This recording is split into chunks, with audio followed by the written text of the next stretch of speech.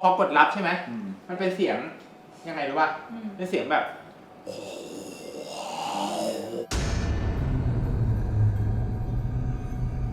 เจ้าของตึกนั้นอ่ะลูกเขาตายแล้วเขาไม่ยอมเผาผีเอาลูกเขาเก็บไว้ในโรงอยู่บ้านนี่พอเราล้างมืออยู่เราเงยหน้าขึ้นมาปุ๊บในกระจกอ่ะเห็นแบบเงาแบบมันเริ่มอย่างนี้แหละแล้วเขาก็บอกว่าแบบเหมือน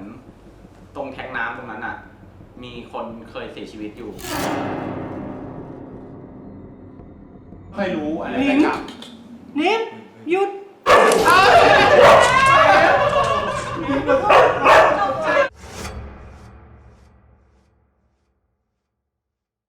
คือมันมีคอมเมนต์นะครับบอกว่าอยากให้ทีมกูต้าสตอรี่เนี่ยมาเล่าเรื่องขนหัวลุกบ้างพาหมามาหมดบ้านเลยเพราะว่ามันน่าจะเป็นรายการแรกที่เล่าเรื่องผีแล้วมีหมารอบตัวเยอะขนาดนี้นะครับและนี่คือรายการขนหางลุก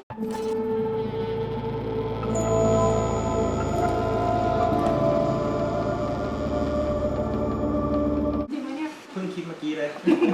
ก็เห็นไอ้หนิมมันมาแถวๆนี้ถามอยากถามแบบใครกลัวผีสุดในนี้ฮะหนูกลัวไหมกลัวเชื่อไหมไม่เชื่อแต่ว่าไม่ลบหลู่เฮเซฟด้วยเลยปริมาณความกลัวผีของทุกคนของแววเนี่ยถ้า100เท่าไหร่80ประมาณ50แล้วกัน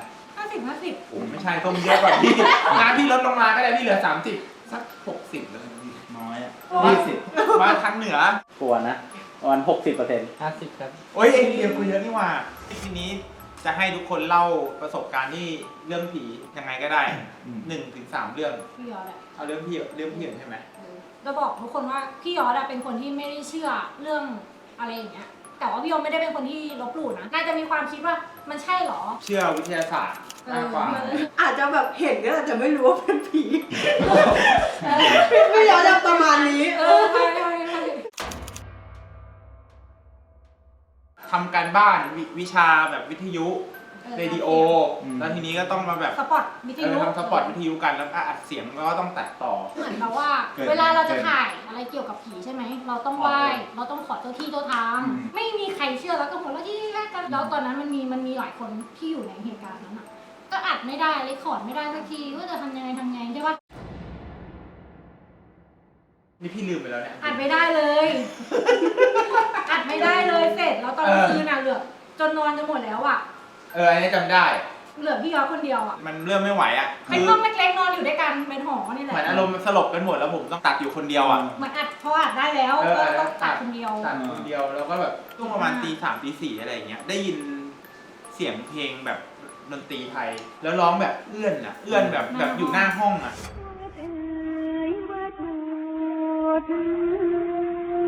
แล้วหน้าห้องเราอ่ะมันตรงกับบันไดพอดีบันไดลงห้องแล้วแบบ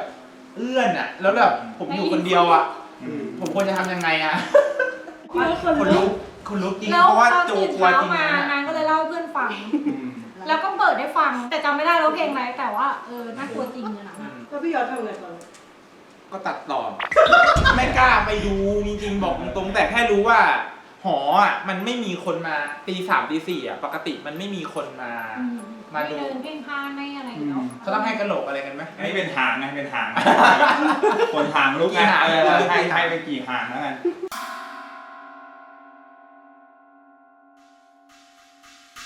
นี่หลิมมองข้างในแต่หูอีกแล้วแต่หูมองในก็ตอนมันนอนอยู่มันเหล่งด้วยอ่ะแบบไม่เห็นไฟแน่รถผ่านมันก็เป็นเรื่องหอใช่ไหมใช่เป็นหอแล้วเป็นที่อยู่จนปัจจุบันทุกวันนี้ก็ยังอยู่ที่นั่นคำถามที่ทำไมกูไม่ย้ายสักที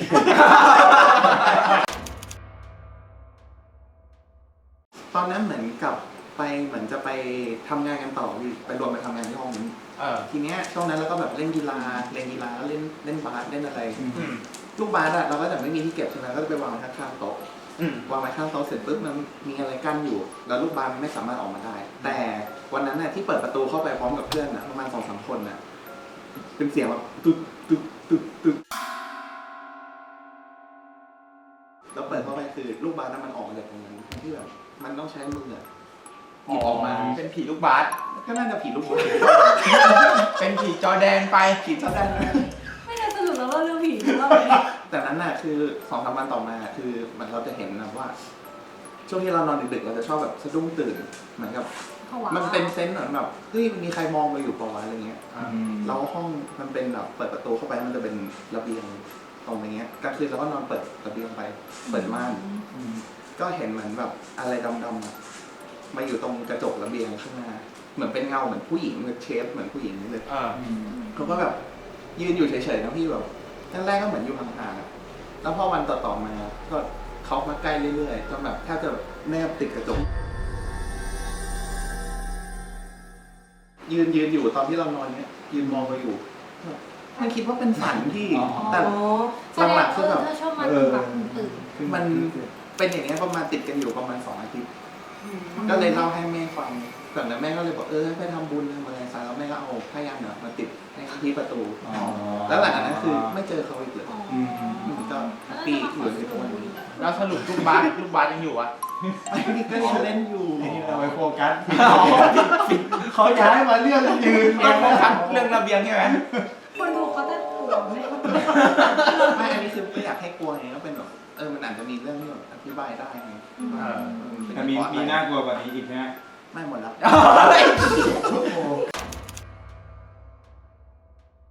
ของหนูหออีกแล้วคำถามคือทำไมผีชอบอยู่บนหอวะ จริง หอตอนน้ำท่วม แล้วหนูก็ย้ายจากหอของหนูมารวมกันอยู่กับพี่กันหลายๆคนในห้องเดียวเพื่อที่จะหาอาหารง่าย ในห้องอัดกันอยู่5 คน ก็นั่งคุยกันอยู่ทุกคนก็มีกิจกรรมเล่นโทรศัพท์ทำนู่นทำนี่ส่วนหนูก็นั่งคุยกับพี่อยู่คนหนึ่งใกล้ๆกับประตูแล้วพักได้ยินเสียงเคาะหนูก็ใครมาหนูก็ถามพี่คนที่นั่งคุยด้วยกันใครมาเขาก็ไม่พูดไม่จาเลยก็เงียบทุกคนเงียบหมดเลย เดี๋ยว กูขำทำไมวะ ไม่คิดจะเผื่อมีเสียงคอปอกแก๊ปมาส่งข่าว ต่อ เริ่มพี่เคาะ พี่เคาะหนูก็หันไปถามพี่แล้วว่าใครมาเคาะห้องทุกคนก็เงียบไม่พูดก้มหน้าก้มตากันหนูก็เลยเลือกเป็นคนที่จะไปเปิดประตูห้องก็ต้องบอกก่อนว่าห้องอ่ะอยู่ห่างจากบันไดที่ลงของหอไกลมากคือแบบเกือบสุดทางหนูก็แบบเปิดไปดูอ่ะไม่มีคนลุกแล้วแบบเราก็ไม่ได้คิดอะไรใช่ไหมพี่นั่งอยู่ประมาณ10 นาทีเอาอีกแล้วจนถามพี่ไอ้คนเนี้ยคนเดิมอะว่าใครเคาะห้องใครมาห้องเราอะไรเงี้ยก็หนูก็ลุกไปเปิดไปดูอีกจนแบบเริ่มไม่ใช่แล้วหันไปดูไม่มีใครเลยแล้วแบบถ้าคนไม่จะแกล้งอะระยะทางจากห้องวิ่งไปตรงกระได มั อะ นต้องได้ยิน หนู เสียงเนาะ แล้วหนูอยู่ใกล้กับประตูมากอุ้ยคนลุกจนสุดท้ายหันกลับมาทุกคนเล่าให้ฟังหมดเลยเมื่อ2 วันที่แล้วก็เป็นแบบนี้ อ๋อที่ว่านั่งเงียบกันไม่ยอม ใช่โดนเหมือนกัน อ๋อแสดงว่าโดนทีละ คือ คน เพื่อนรู้ เฮ้ยแม่งมีพล็อตแบบว่า แล้วพออีกวันหนึ่งพี่ที่อยู่ในห้องเล่าให้ฟังว่า เจ้าของตึกนั้นอะลูกเขาตายแล้วเขาไม่ยอมเผาผีเอาลูกเขาเก็บไว้ในโรงอยู่บ้านนี่ เฮ้ย เหมือนเขารับไม่ได้ที่แบบลูกเขาพอหนูรู้เฮ้ยคุณโดนคุณแบบไม่หนูเกิดมาไม่เคยโดนผีหลอกอะแล้วแบบพอรู้ปุ๊บหนูก็โอ้โหก็ออกจากหอนั้นเลยไปกลับไปอยู่ห้องเลย ให้เราก็รอทำแก๊ปอย่างเดียวเลยไม่แต่หลอนนะเรื่องนี้ได้หลายหางได้หลายหาง 7 หาง เจ็บหลังเลยเหรอ ขอแทนกระโหลกเนาะแทนกระโหลกคือเหมือนตอนนั้นอ่ะเขาเป็นแก๊งกระเทยกันใช่ไหมแล้วเขาก็อยู่รวมกัน3 คนแล้วจะมีเพื่อนคนหนึ่งอ่ะที่เขาจะเป็นแบบ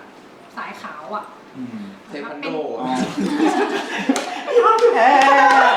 เป็นแบบตำหนักเป็นอา อ๋อ จารย์อะไร หมายถึง เงี้ ว่าย แบบเขาถือศีลเพราะบ้านเขาถือศีลเลยอ่ะแล้วเขาก็จะส่งพี่ที่เป็นเหมือนกุมารเขาบอกว่าส่งมาดูลูกเขาอ่ะเสาร์อาทิตย์เพื่อนก็แยกย้ายกลับบ้านกันแล้ววันนั้นอ่ะเพื่อนอ่ะก็อีกคนนึงอ่ะในแก๊งอ่ะใน3 คนนั้นอ่ะมันกลับมาเร็วแล้วกุญแจมันไม่มีมันไม่รู้ว่าเพื่อนอ่ะไม่อยู่เหมือนกันเพื่อนเจ้าของห้องอ่ะที่มีกุมารมันก็โทรขึ้นไปแล้วก็คิดว่าอยู่ใช่ไหมโทรไปแต่จริงอ่ะไม่มีใครอยู่แต่มีคนรับมีคนรับว่าไม่อยู่ไม่มีคนอยู่แต่เสียงเหมือนเด็กอ่ะแต่แบบเป็นเสียงเด็กที่เป็นเด็กตื่นโตหน่อย อย่างเงี้ยมันไม่มีคนอยู่มันต้องไม่มีคนรับ มันก็จะมีหลายเหตุการณ์ที่ทำให้เขาแบบอยู่มันจะมีโคมไฟบนหัวเตียงอะใช่ไหมกลมๆอยู่ก็ระเบิดเราเริ่มผีกันแล้วก็ระเบิดไฟก็ร้อนแตกกันกระเทยชนีกินวิ่งกันขึ้นมารวมกันบนเตียงอ่ะเหมือนเขาชอบแกล้งอะไร แต่เมื่อก่อนโซมนี่ไม่ได้เลยเซนซิทีฟมากเรื่องเนี้ยเรื่องซิกเซน อย่างแบบไปทัศนศึกษาที่อยุธยา วัดอะไรไม่รู้อ่ะที่คนไปถ่ายรูปกันเยอะๆนี่แหละแล้วมันจะมีต้นไม้ต้นหนึ่งต้นใหญ่ๆเลยน่าจะอยู่มาตั้งนานแล้วเป็นต้นไม้ใช่ป่ะแล้วก็เป็นพุ่มแล้วก็เป็นกิ่งอ่ะเราก็เห็นมีคนนึงอ่ะนั่งห้อยขาอยู่บนต้นไม้อ่ะแล้วเขาก็นั่งจับกิ่งไม้เนี้ยแล้วมันเป็นกิ่งไม้ยาวเขาก็นั่งแล้วก็นั่งห้อยขาแล้วสบายเขาก็ปิวมาเราเห็นเราก็นึกว่าเพื่อนเห็นจนกลับเขาก็นั่งอยู่ก็ชี้เพื่อนดูแต่ไม่มีใครเห็นอะไร แต่รู้ว่าอะไรเซนไวกว่าส้มหมา ใช่พี่ทุกครั้งที่เอาหมาไปถ่ายงานอะหมามันจะเป็นตัวบอก อันนี้ไม่รู้ว่าใครจะเชื่อหรือเปล่านะแต่ว่าไอ้ล่ำอะจะเป็นทุกครั้งเลยเหมือนมันจะแบบมองแล้วมันจะจ้องเราทั้งคืนอะมันจะมองไปทางนั้นตลอดเลยถ้าหมามันจะเจอใครหรือมันได้กลิ่นมันจะสัมผัสใครมันหางมันจะตั้งใช่ไหมพี่หางมันจะชี้ขึ้นมาอย่างนี้ว่าไล่ล่ำอะมันจะเป็นอย่างนั้นตลอด ล่ำจิตสัมผัส เรื่องเราสมัยหอเหมือนกัน เฮ้ยหอ เดี๋ยวอะ เจ้าหอ เด็กหอตอนหอสมัยเรียนมหาลัยหอมันเป็นสองฝั่งหนึ่งเป็นห้องแอร์ฝั่งหนึ่งเป็นห้องพัดลมเราอยู่ห้องแอร์อันที่ปูมาคือจะบอกว่าเราชีวิตเล็กชีวิตเล็ก รวย ก็คือเราไปอยู่กัน4 คนรุ่นพี่คนหนึ่งเพื่อน3 คนนามสมมุติก็ไอ้แต๋งไอ้หมีแล้วก็เราแล้วก็พี่อาร์ตวันดีคืนดีก็แบบมีโปสการ์ดส่งมาที่ห้องเน็ตอยู่ที่หน้าห้องเราก็ไปหยิบมาดูแล้วก็โปสการ์ดก็เขียนแบบว่าต่อไปนี้จะไม่มากวนแล้วนะอะไรเงี้ยแล้วก็เฮ้ยใครวะสงสัยแบบเจ้าของคนที่เช่าเก่าเขาคงแบบแฟนเขาคงส่งมาอะไรแล้วก็มีวันหนึ่งก็อยู่กันครบเลย4 คนพี่อาร์ตนั่งทำคอมอยู่เราแป๋งอะไรพวกเนี้ยก็นั่งเล่นวินนิ่งอ่ะอยู่ดีไฟห้องดับเราเดินไปดูปุ๊บมันเป็นสวิตช์ไฟอ่ะไฟหน้าห้องมันปิดลงเฉยๆมันไม่ได้ไฟตกอะไรก็คือเหมือนมีคนกดสวิตช์อ่ะก็ไปเปิดเหมือนเดิมกลับมานั่งเล่นต่อไม่ได้เสียงแป๊กปิดอีกรอบหนึ่งก็ไม่มีแล้วก็ใส่ผีแหละ ไม่กลัวเหรอ ไม่กลัวก็แบบก็อยู่กันเยอะอะ4 คนอะถ้ามาก็เคลียร์ได้แหละคิดอย่างนั้น ต้องคุยกันก่อนอย่างเงี้ย คิดว่าก็คงคุยได้แหละแล้วก็มีรอบหนึ่งคล้ายๆเคสคล้ายๆแววก็คือเราอยู่กับแปงกับอะไรพวกนี้ก็มีคนเคาะป๊อกป๊อกป๊อกสงสัยเพื่อนเพราะเพื่อนอยู่หอเดียวกันเยอะก็ไปเปิดไม่มีคนทีนี้ก็เลยไปรอเลยไปรอหน้าห้องเลยอะแบบเราท้าทายไงนิสัยแบบป๊อกป๊อกป๊อกเปิดปุ๊บเปิดทันทีไม่มีคนแล้วก็มีตาแมวอยู่ตาแมวเขียวสุด ส่องไปมันไม่มีไงไม่มีใครอยู่หน้าห้องจนวันหนึ่งมีเพื่อนของเราเนี่ยเช่าอยู่เหมือนกันอยู่ดีเขาก็มาบอกว่าเฮ้ยมึงเมื่อคืนมีผู้หญิงมาหากูที่ห้องว่ะตรงระเบียงบอกว่ามาถามหาอาร์ตเจ้าของห้องก็แบบอาร์ตอยู่อีกฝั่งหนึ่งครับอะไรเงี้ยแล้วเขาก็หายไปเลยจนเราบอกว่าเฮ้ยมันต้องมีอะไรแน่เลยห้องนี้มันมีอะไรแล้วก็เลยบอก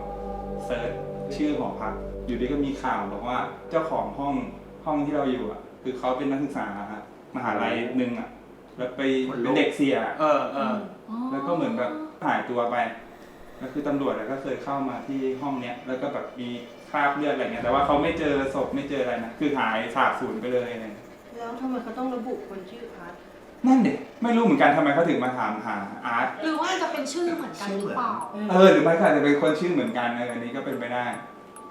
แต่ที่พี่รอเนี่ยหายใจไม่ออก รู้สึก มันรู้สึกอึดอัด เรื่องพี่เมกาคือพี่ไปชาเลนจ์เขาหนึ่งใช่ไหมมันทำให้ผมนึกถึงเรื่องของผมเรื่องหนึ่ง พี่จะชาเลนจ์ตลอดเวลา หลังๆไม่ค่อยละตอนเด็กๆมันแบบมันไม่เชื่อมากๆไงคนไม่เชื่อมากๆมันจะมีความแบบชาเลนจ์มี2แบบไม่เชื่อมากๆกับกลัวมากๆเหมือนกันนะพี่พอกลัวมากๆมันจะเราจะแบบร้องเพลงเราจะแบบอะไรอย่างนี้เพื่อแบบกบเกลื่อนนึกออกปะคือเรื่องมันมีอยู่ว่าที่หอสมุด มหาลัยคือมันมีประมาณ6ชั้น ผมก็ไม่ค่อยรู้อะไรแต่กับ นิดหยุด พี่แววพอ ไม่เห็นปกติ นิด ไอรายการเนี้ยที่มันมีหมาเนี่ยมันจะไม่เวิร์กก็อย่างเงี้ยแหละเวลามัน เริ่มหลอนจริงตอนนั้นอ่ะผมอยู่ปี4ใช่ปะอยู่ปี4เราต้องทำหนังโฆษณาแบบโปรเจกต์จบอ่ะแล้วพอดีเราได้แบบโปรเจกต์จากมหาลัยแบบเขาให้โอกาสอะไรอย่างเงี้ยแล้วเขาก็เลยให้ใช้ห้องสมุดเพื่อตัดต่อพี่ก็ตัดต่อประมาณตัดยันเช้าอะไรกันอย่างเงี้ยเราก็เลยไปใช้ห้องบนสุดเพราะว่ามันเป็นห้องที่ มันมีจอมันมีคอม เนมแค่พอเราว่ามันได้ไหมล่ะเขาเรียกว่ามันเป็นห้องตัดต่อของมหาลัยอะไรอย่างเงี้ยแหละก็จะมีคอมเก่าๆเหมือนเดิมอย่างเงี้ยพี่ก็นั่งตัดต่อยันเช้าอ่ะนึกภาพห้องตึก6ชั้นไฟปิดมืดหมดเพราะว่ามันเป็นกลางคืนห้องที่ตัดต่อเปิดไฟอยู่รีอยู่ห้องเดียว ตอนนั้นประมาณตี 4 ตี 5แล้วเราหิวน้ำแล้วมันจะมีตู้กดน้ำของห้องสมุดอ่ะมีอยู่ที่เดียว แต่ว่ามันอยู่ไกลมาก เราก็ต้องเดินฝ่าความมืดไปขนมาอีกแล้วระหว่างที่เราเดินฝ่าไปอ่ะด้วยความที่เรา1ไม่เชื่อ2ก็คือกลัวด้วยอ่ะก็เลยแบบชาเลนจ์นะพี่นึกออกว่าชาเลนจ์แน่จริงก็มาก็ แต่พูดในใจ ในใจนะในใจก็เดินแล้วก็เดินไปก็แบบกบเกลื่อนไปเรื่อยๆอ่ะผมก็กินน้ำแล้วก็ค่อยๆเดินกลับใจแบบก็เต้นตุบๆกลัวมากอ่ะมึงมาดิแบบมาดิ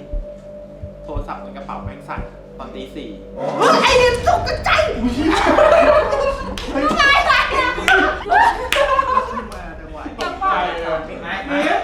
ม่ทางที่เป็นซัมซุงฮีโร่แม่งสั่นเป็นเบอร์เขียนว่าแบบไม่มีเบอร์ ก็กดวางทิ้งตอนนั้นขนลุกสู้ไปหมดเลย ตอนนี้ขนลุก ตอนนั้นกลัวมากกลัวแต่ว่าใจแข็ง กดตัดสายเหรอ ตัดสาย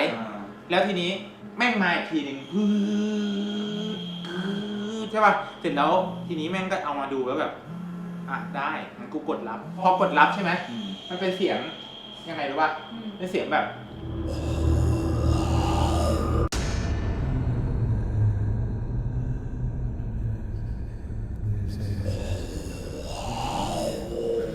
มันไม่เอาหน้ากลัวจริง แบบอย่างเงี้ยแบบแล้วแบบอย่างเงี้ยคือแบบเสียงอะไรไม่รู้อ่ะแบบแล้วทีนี้เราก็แบบตอนนั้นกลัวมากเลยแม่งแทบจะไหว้อ่ะตอนนั้นอ่ะที่เลยแบบกดแล้วก็วางแม่งมาอีกยืดอยู่อย่างเงี้ยตอนตี 4 ตี 5 วิ่งปะ วิ่ง เลยจังหวะนั้นแบบตอนไม่แอคแล้วอ่ะคือจังหวะคือเขาโทรมาซ้ำๆมันน่ากลัวจริงๆตอนนั้นมันน่ากลัวเพราะว่าเราอยู่คนเดียวแล้ว มืด แล้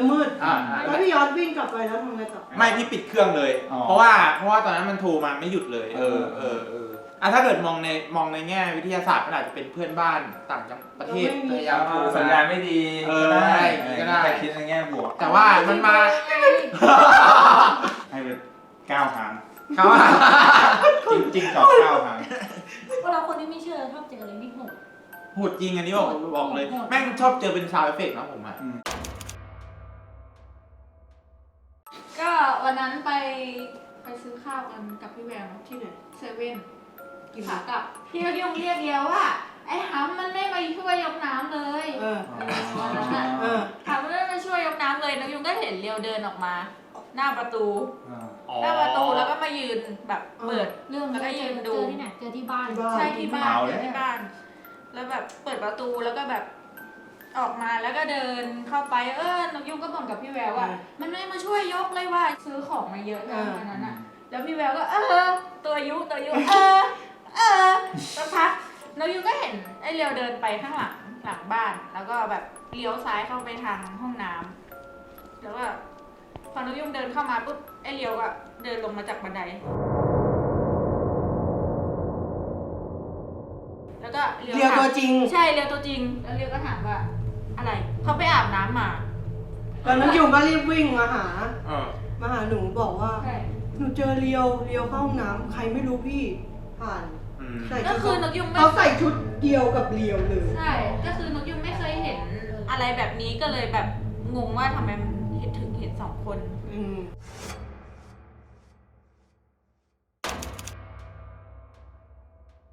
เอาจังหวัดไหนก่อนเนี่ย ระยอง 2 คนนี้ชอบเจอด้วยกันไม่รู้เป็นอะไร ไอ้2 คนเนี้ยไม่ ชอบหัวเราะคิกคักกันแล้วส้มจะชอบบอกว่าเวลา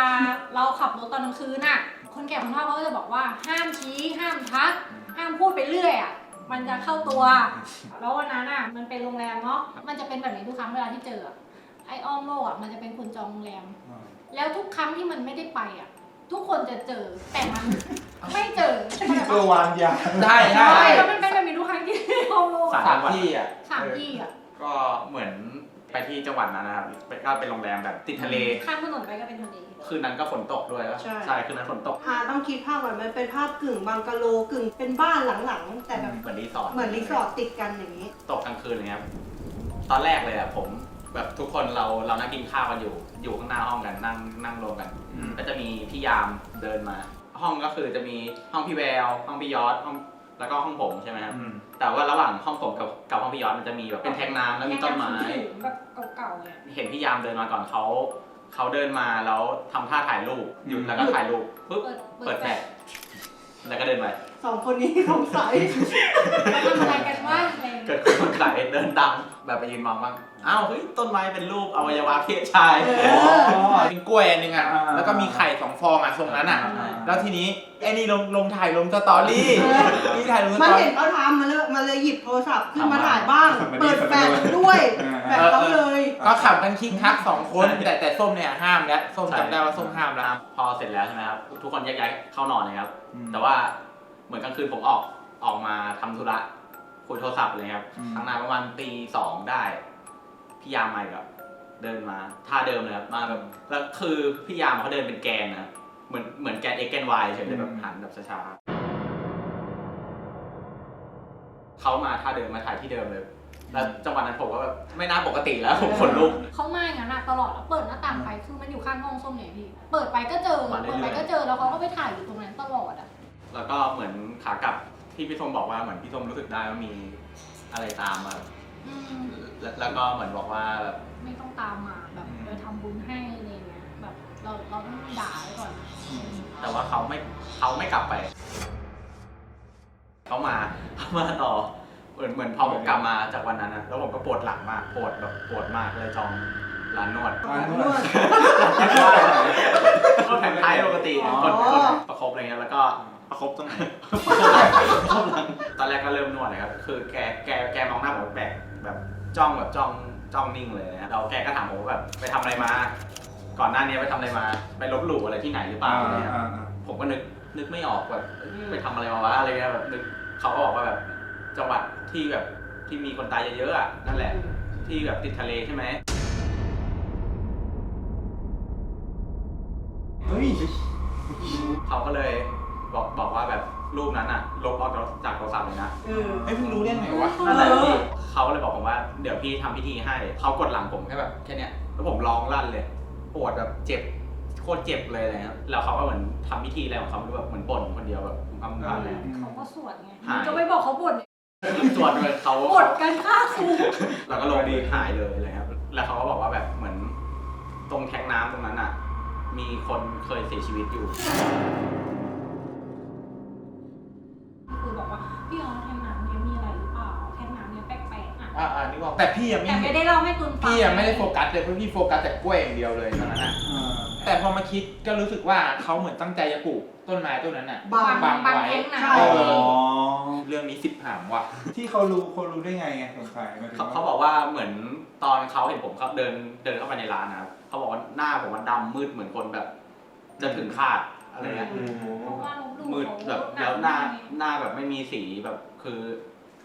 ใกล้อะไรครับเขามาด้วยนะครับ เขานั่งหลังคามาเนาะ แต่ตอนที่เขาทักว่ารูปอ่ะตุนได้เล่าให้เขาฟังไหมว่าถ่ายรูปมา มันไม่ได้พูดอะไร เขาบอกให้ลบออกให้หมดเลยแบ สัก บ พักตอนนี้ยังอยู่ในนี่ในแทงเท้าอยู่ ตั้งแต่ผมไล่ลบหมดเลย รปภคนนั้นก็ยังเป็นปริศนา แต่ว่า ก็ไม่รู้ว่าเป็นใครด้วยไม่รู้ว่าเป็นคน แต่ว่าคือเหมือน ก็ขับรถผ่านก็ยังเสียวอยู่ มีอีก แย่เหรอมีเรื่องกู้แล้วใช่ไหม เรื่องคู่เรา ไปด้วยกันอยู่ เข้ากันเป็นปีเป็นคุยจริง ไม่ อันเนี้ยพี่เมก้าอยู่ในเหตุการณ์ด้วยเปล่าวะ อ๋ออยู่โทรคุยกัน ตอนนั้นไปออกกองวัตถุดิบที่จังหวัดเชียงใหม่ วัตถุดิบ ตอนนั้นก็ไล่ถ่ายเลยแบบ 3 วันหนึง เทปอะ 3 เทป4 เทปเพราะว่าแบบมันขึ้นมายากมาก พอตกเย็นปุ๊บมืดตึ๊บเราต้องการจะส่งฟุตไปให้ฟุตเทจไปให้อีดิเตอร์ แล้วทีนี้ สัญญาณ โอ้โห ไม่ค่อยดี เน็ตของ ที่พัก ที่พักแบบช้ามากอะไรเงี้ยเราก็เลยแบบประกาศถามแฟนเพจว่าแบบที่เนี้ยมีตรงไหนแบบเน็ตแรงๆบ้างไหม บริเวณนั้นน่ะ แล้วก็มีแฟนเพจคนหนึงแบบมีเน็ตแรงมากที่เนี่ยเราก็โทรนัดกับเขาเลยว่าแบบตรงไหนครับก็ปั่นจักรยานไป2 คนกับไอ้ตุลมืดๆพอไปถึงโรงแรมปุ๊บมันเป็นรีสอร์ทเก่าๆอ่ะตอนนั้นก็มองหน้ากันเลยนะเพราะว่าทางเข้าอ่ะมันเป็นแบบ เหมือนซุ้มอะไร เหมือนซุ้มมันเป็นซุ้มแล้วเป็นเก็บของเก่าประมาณของเก่าภาคเหนือล้านนาพม่าอะไรอย่างเงี้ยผมไม่สามารถอธิบายได้อะแต่ว่ามันเป็นศิลปะที่ผมไม่เคยเห็นมาก่อนอะซึ่งมันน่ากลัวก็ถ่ายให้ส้มดูว่าแบบทางเข้าเป็นอย่างนี้ ถ่ายของให้ดูด้วย เป็นเสือหน้าตาน่ากลัวเป็นยักษ์ ของโบราณ อะไรอย่างเงี้ย ก่า แล้วไฟมันมืดทั้งรีสอร์ทไม่มีคนอยู่เลยแล้วมันใหญ่มากเขาก็พาเราเข้าไปข้างในสุดเลยมันน่าจะเป็นล็อบบี้ตรงที่กินข้าว แต่ว่ากลิ่นอะไรอย่างเงี้ยมันชื้นมากแล้วก็คือไปถึงปุ๊บก็ขนลุกสู้กันหมดแล้วเพราะว่าในห้องล็อบบี้นั้นน่ะของเก่าพวกนั้นน่ะมันเยอะมากกว่าเดิมพี่แล้วก็ล็อบบี้มันก็กว้างเขาก็เปิดไฟให้แค่ดวงเดียวก็ให้ไอ้2 คนนี้โหลดซึบเสร็จแล้วพี่แฟนเพจเขายังไงรู้ป่ะไม่ต้องกลัวหรอกไม่มีอะไรหรอก เขาบอกเลยว่าเดี๋ยวพี่กลับไปก่อนนะ เสร็จแล้วโทรหา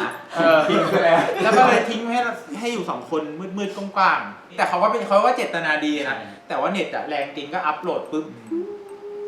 แต่ทีเนี้ยแบบรอบๆอะด้านอะแบบมันมืดแบบมันทำไมมันมืดขนาดนั้นไม่รู้อะจะไปเข้าห้องน้ำอะก็เลยต้องบอกให้ตุลไปเป็นเพื่อนพี่หน่อยพี่ไม่กล้าเข้านี่แค่ไม่เปิดประตูห้องน้ำไปอะขนแบบลุกสู้กันหมดเลยอะ ไม่ครับแล้วห้องน้ำห่างแค่ไฟนี่เองพี่นิดเดียวแต่ว่าเหมือนแบบผมจำได้หน้าห้องน้ำจะเป็นมีรูปแบบเก่าแก่ ใช่มีรูปคนมีรูปอะไรอย่างเงี้ยเต็มไปหมดเลยก็เอาง่ายๆก็สอดหลอนกันอยู่2 คนไอ้ตรงนี้ก็ยังไม่ได้เจออะไรนะอยู่กับความกลัวของตัวเองทีนี้ก็ปั่นพอออกหน้ารีสอร์ทมาได้โหดีใจกับไอ้ตุลปั่นจักรยานโอเยเหมือนเดิม แต่มันเร็วกว่าเดิม ยืนปั่นแล้วก็แบบไปตุลไปกะว่าแบบตามไม่ทันแน่แบบปั่นปุ๊บแล้วเราก็เข้ามาอยู่รีสอร์ทของเราที่เราพักอยู่ก็มาถึงห้องพักเนี่ยจะแบ่งเป็นห้องยอดส้มใช่ไหมแล้วก็ห้องทีมงานพี่เรียกส้มหลายรอบส้มไม่ตอบ จนพี่ออสพิ ส้ ม ม พ์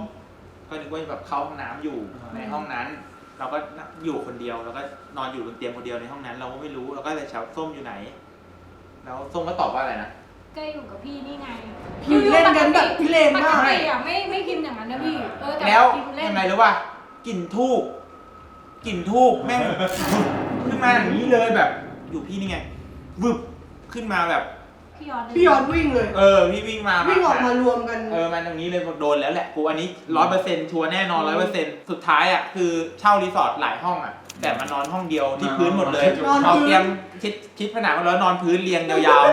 แล้วเหมือนตอนนั้นพี่ยอดก็รู้สึกว่าพี่ส้มอยู่ในห้องน้ำ ๆรู้สึกด้วย แล้วนอนอยู่พักนึงอ่ะ นี่ก็แกล้งอยู่พักนึงเหมือนกัน โอ้แต่ตอนปั่นนี่คิดว่ารอดแล้วนะตอนปั่นนะแบบเพราะว่า ไม่ใช่ เราปั่นเร็ว รู้สึกปั่นเร็วมันลงมอด้วยพี่มันขึ้นแล้วมันลงอย่างเงี้ย ในช่วงสโลปเนี่ยยังไงเขาต้องหลุดแหละยังอีกกูยังอีก ผมก็กะว่าปั่นเร็วแล้วนะหันไปดูไอ้ตูนแม่งปั่นติดเลย ดูตูดเลย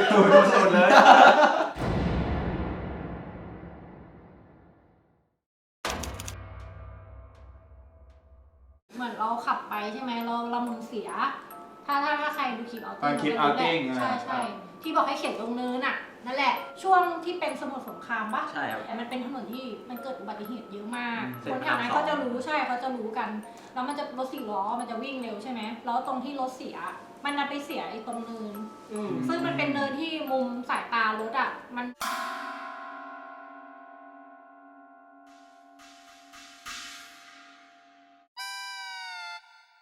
แล้วตรงที่รถเสียมันไปเสียไอ้ตรงเนิน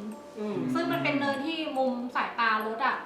มันพุ่งไงก็พุ่งมาถ้าจะเสียหลักก็ชนรถเราอยู่แล้ว เห็นเหมือนหางตาเห็นว่าเหมือนมีคนนั่งอยู่ตรงขอบกลางถนนอ่ะมีคนนั่งอยู่ตรงขอบกลางถนนอ่ะ เรียงแถวหลายคน มิ้นเห็นเหรอไม่ได้เห็นคนเดียวอ่ะ ตุนก็เห็น แต่พี่ก็เห็นเหมือนกันแต่ว่าพี่เห็นเป็นคนเดินข้าม แต่เขาเห็นจังหวะที่เขากระโดดขึ้นมานั่ง เออ แต่เห็นแค่หางตาเห็นแค่คนเดียว แต่ใครมันจะไปนั่งกลาง อัน เรียกแบรีเออร์เหรอ ใช่ใช่ แบรีเออร์ นั่ นั่ ง ง ตรง ห้อย barrier ขาบนแบรีเออร์ใช่ไหม ใช่ ใครจะไปนั่งตอนดึกๆ ดี วะ นะพี่มึงกล้าเราเมาเลย เต้นอยู่อะ ไอ้นี่ก็เต้น ตอนนั้นกำลังจะย้ายออกจากหอจะมาอยู่บ้าน เหมือนใกล้ๆเป็นอาทิตย์สุดท้ายแล้วแล้วก็นอนอยู่ใช่ป่ะแล้วตอนแรกอะปลายเตียงคือเตียงมันจะติดกับประตูห้องเราก็เห็นแล้วแหละว่าเขาว่ายืนอยู่ปลายเตียงเป็นแบบคนป่าบ่าผู้หญิงป่าบ่าเลยอะแต่เราก็คิดว่าไม่เป็นไรเราหลับดีกว่าเหมือนเราไม่สนใจแล้วอะคือก่อนหน้านี้ก็โดนอัมอะไรเงี้ยแต่ว่าเราก็ชินแล้วอะไรเงี้ยเราก็เลยหลับตาหลับสักพักนึงค่อยๆขยับอะพี่เหมือนจังหวะหนังผีเลยอะแบบที่ค่อยๆหลับตาแล้วก็ลืมตาขึ้นมาก็จะขยับมาอีกสเต็ปนึงนะพี่สเต็ปแล้วก็แบบมาอย่างเงี้ยแล้วแบบกดแบบกดอย่างเงี้ยกดแบบหายใจไม่ออกแล้วอะกดอย่างเงี้ยแล้วก็ข่มนิ่งตาถลนแบบคือมันรู้สึกว่ามันเหมือนจริงมากเลยอะ ทำไมเป็นฮาร์ดคอร์จัง ใช่แบบที่สุดในชีวิตเราที่เราแบบเราก็ถามว่าต้องการอะไรอะไรอย่างเงี้ยเดี๋ยวทำบุญให้นะเราไม่ได้มีอะไรต่อกันหรือเปล่าทำไมต้องมา คนลุก จริงแบบอันนี้น่ากลัวมาก ส่ แบ ว บ นหางลุก แต่เขาไม่ได้พูดออกมาเป็นขยับปากพี่มันพูดออกมาจากจิตเขา เหมือนสื่อจิต ใช่แต่ นะ ว่าเหมือนแบบกูจะแบบเอามึงให้ตายแล้วแบบทำไงดีวะอะไรอย่างเงี้ยก็แบบนึกถึงแบบพ่อแม่นึกถึงอะไรอย่างเงี้ยแบบสิ่งดีๆอะไรเงี้ยก็ไม่หลุดเลยอย่างเงี้ยจนแบบเราไม่ไหวแล้วเราก็เลยปล่อย แล้วสักพักนึงเหมือนยังไงไม่รู้เขาก็หายไป แล้วมันต่อกับพี่อ้อเขาจะไปงานรับปริญญา คนที่ให้มือมาเนี่ยแหละเขาก็ถามว่ามีที่ไหนที่หอโอเคบ้าง เราก็เลยแนะนำเขาให้มาเขาก็มาเขาก็โดนเหมือนกันพี่อ้อพี่อ้อบอกโดนหนักมากเหมือนกัน มันก็เลยรู้สึกว่าน่าจะคนเดียวกันนั่นแหละน่าจะโหดที่สุดในชีวิตแหละ แต่พี่เคยไปอ่านมาถ้าในแง่วิทยาศาสตร์ ถ้าเรื่องผีอำอะตัวล็อกเนี่ยถ้าพี่เมื่อก่อนไปดูในพันทิปมา คือเขาบอกว่ามันเกิดจากเหมือนร่างกายเราอะมันอยู่ในช่วงที่แบบฟรีซเราสมองจะล็อกร่างกายเรา การคนดิ้นคนละเมออะไรอย่างเงี้ย ถ้าในสมัยก่อนมันคงอันตรายอะใช่ไหมไปนอนคงไม่แบบ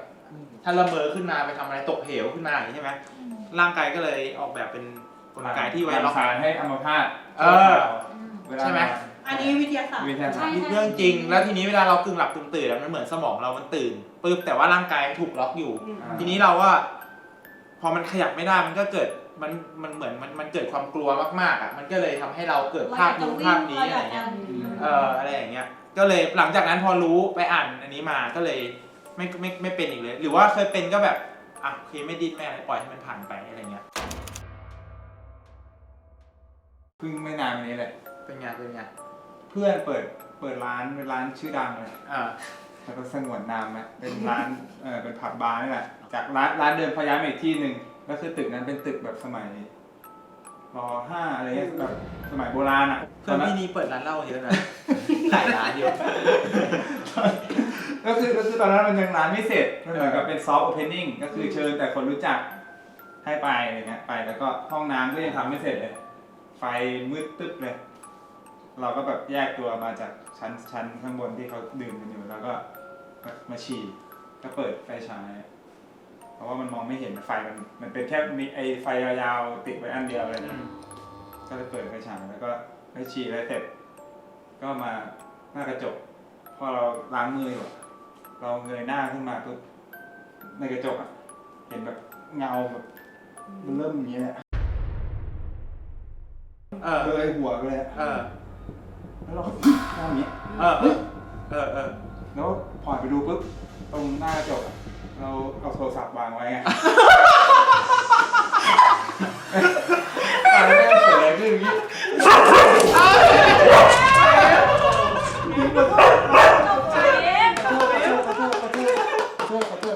มาเล่นมุกเล่นเหล้าอย่างนี้ได้ยังไงเนี่ยนะ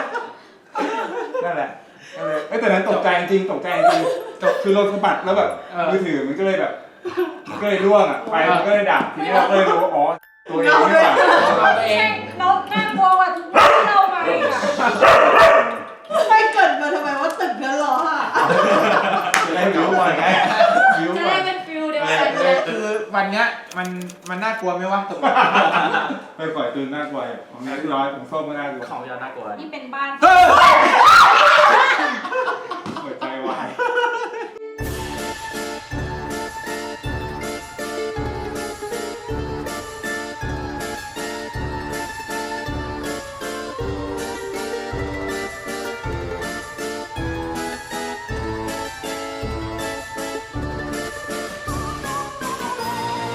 เรื่องไหนที่ได้หางมากสุดใน ในวันนี้